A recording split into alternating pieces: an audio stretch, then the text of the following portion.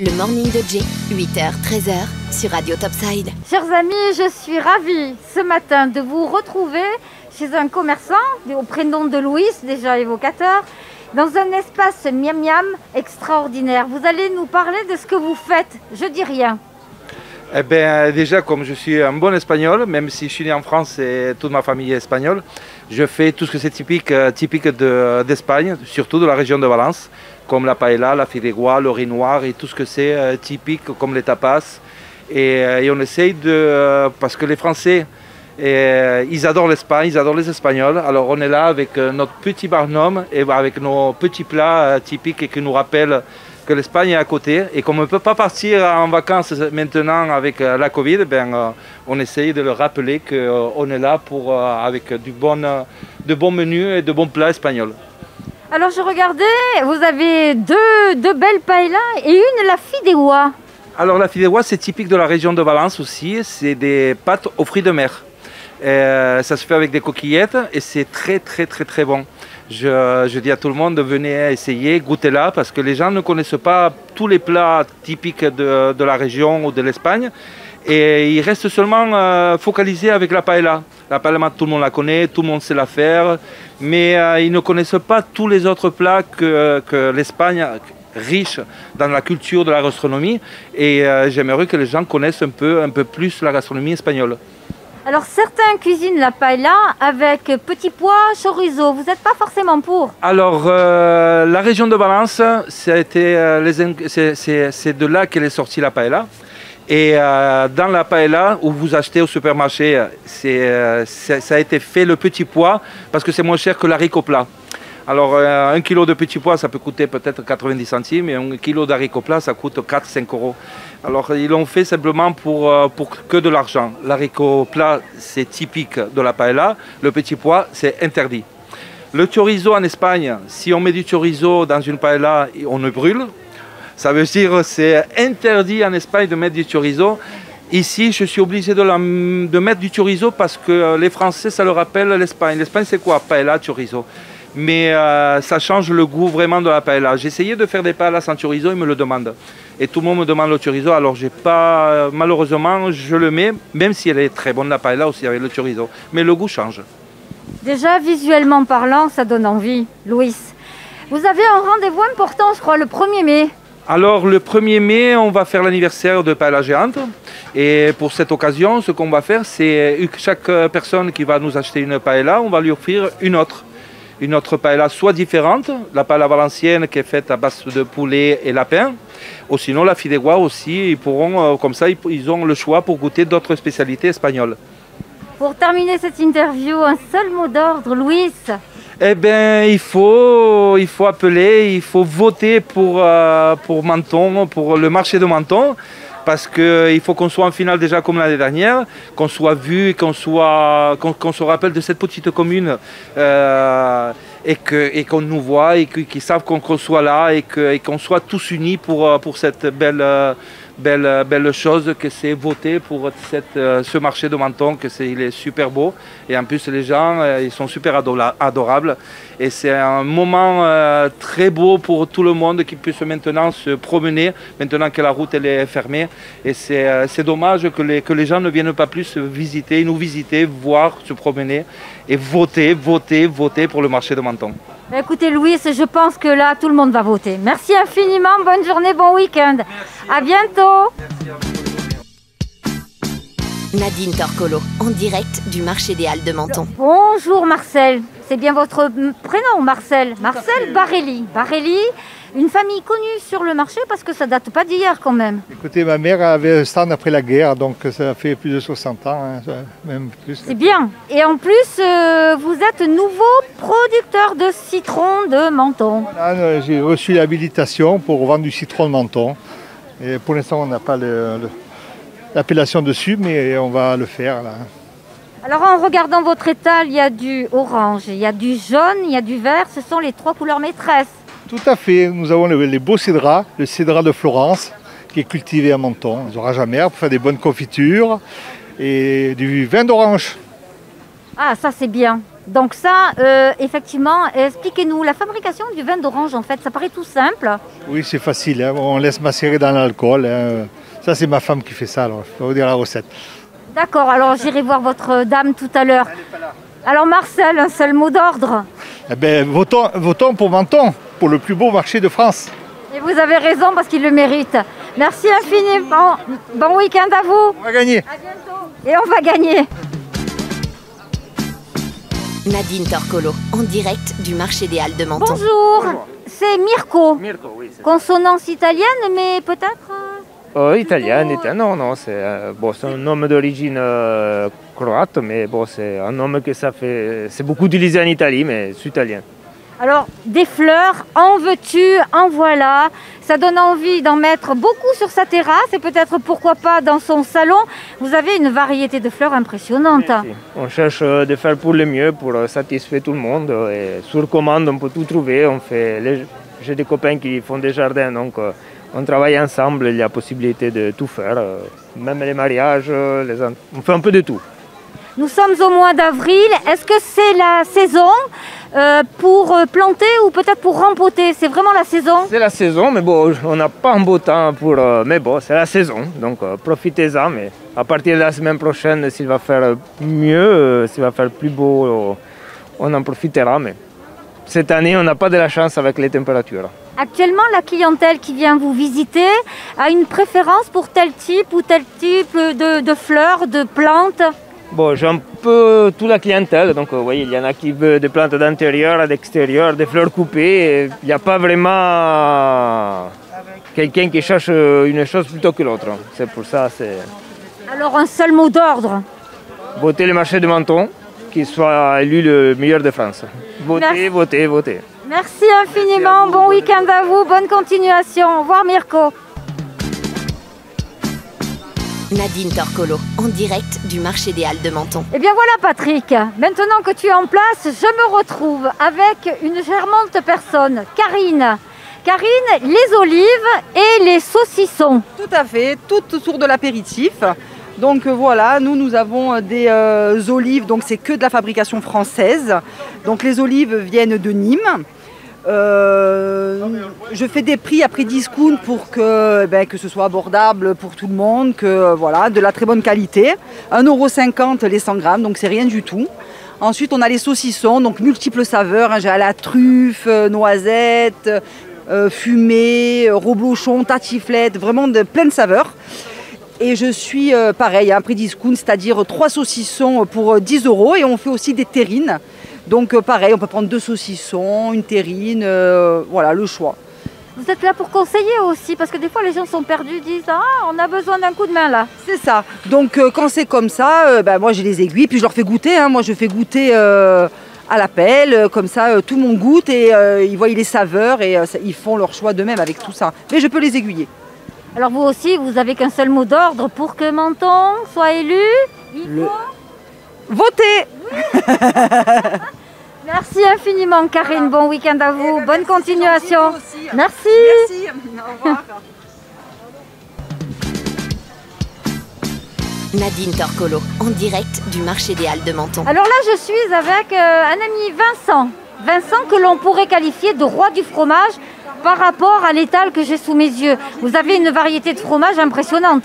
Ah, on a pas mal de fromages en effet. On a les fromages de Savoie, les fromages du Jura, on a les fromages locaux de Peille, de Péménade, de l'Antosque aussi, du chèvre, de la vache, de la brebis. On a un peu toutes les régions françaises, le Pays Basque.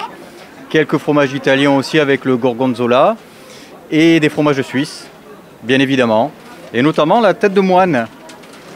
Alors la tête de moine, c'est un fromage suisse qui se présente sous cette forme, mais qui se consomme surtout en rosette, avec cette machine.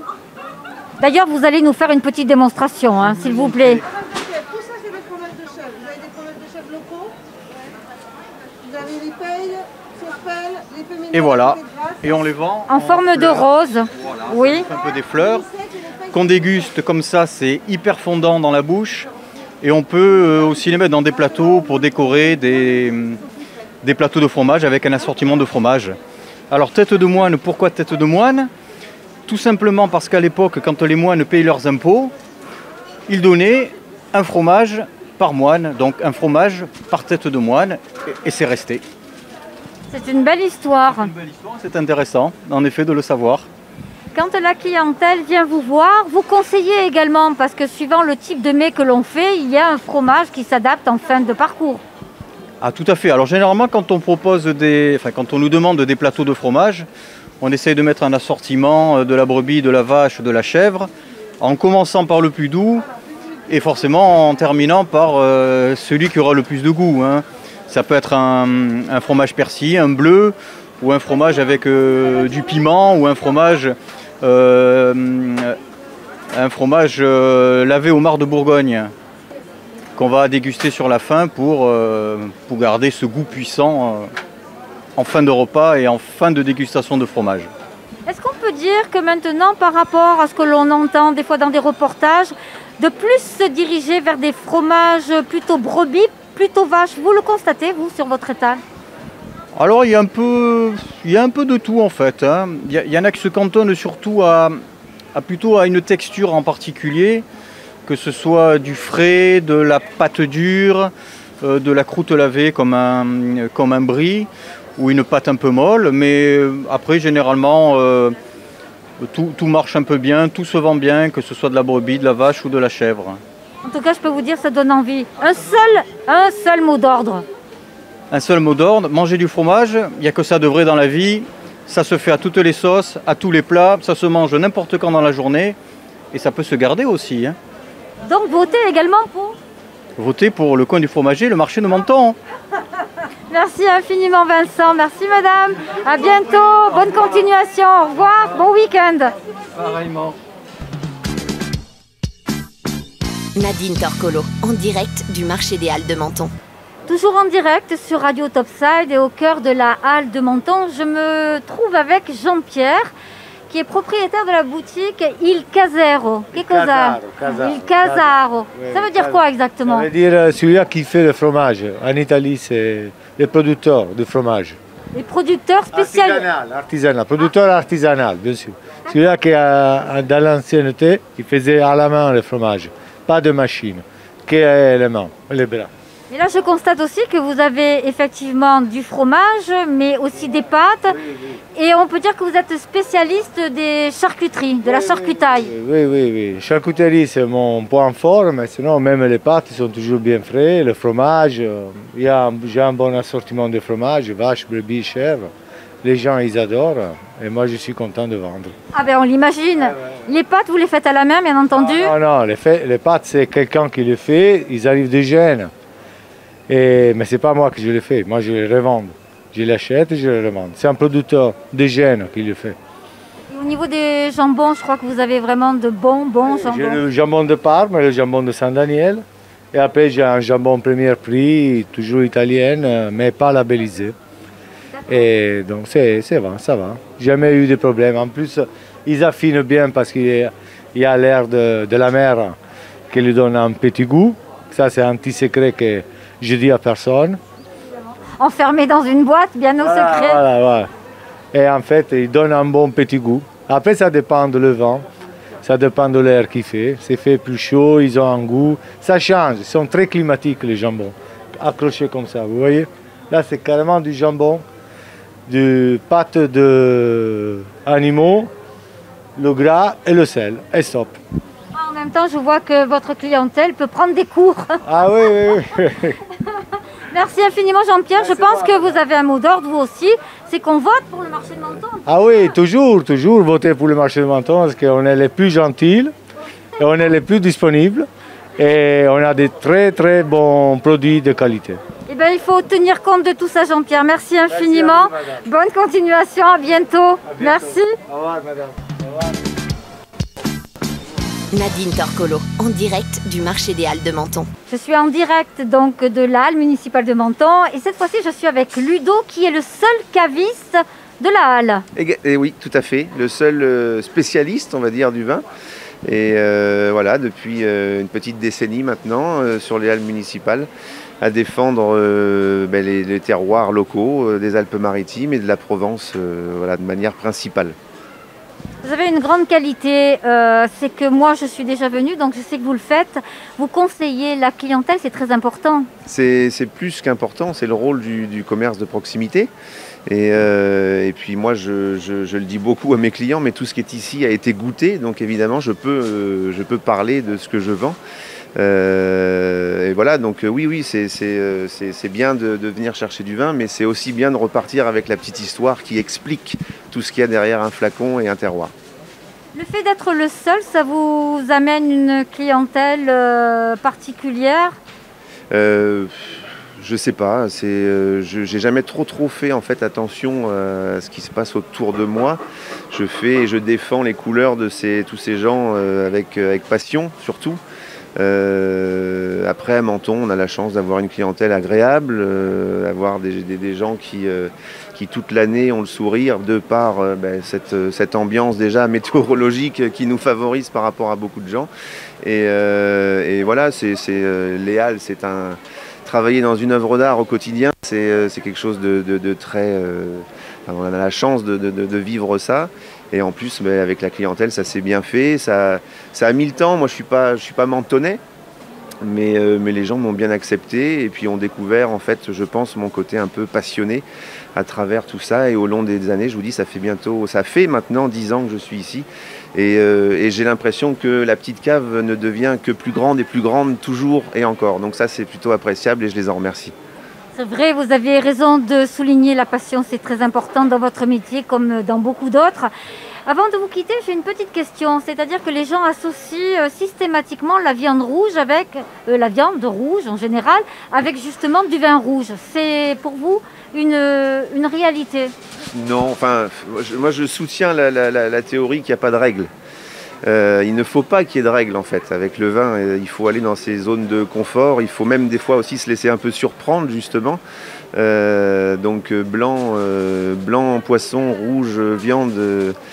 C'est un peu dommage en fait parce qu'on est dans un pays comme la France qui est un peu le fleuron quand même et toujours mondial dans ce milieu. Et on est encore campé sur des choses un petit peu... Voilà, il faut oser, il faut essayer et des fois on a des très très très belles surprises. On incite les gens justement à venir vous rencontrer. Un seul mot d'ordre. Ah ben le seul mot d'ordre là, c'est voter pour Menton. Merci infiniment. À bientôt. Merci. Au revoir. Nadine Torcolo, en direct du marché des Halles de Menton. Je me trouve maintenant avec un monsieur, Claude, Halles des Viandes. Pour avoir une telle appellation, il faut être un passionné dans ce domaine. Ben oui, ça fait plusieurs années qu'on est ici à Menton, qu'on a mis en place cette boucherie. Et voilà, pour essayer de répondre à toutes les exigences des clients au niveau de la qualité, des produits, des prix. Et voilà, on essaye de faire le maximum pour satisfaire notre clientèle. Je vois que vous êtes une véritable équipe, il y a plusieurs personnes avec vous. Personne, aujourd'hui il y en a encore un qui est en congé, le leader de l'équipe, le plus jeune.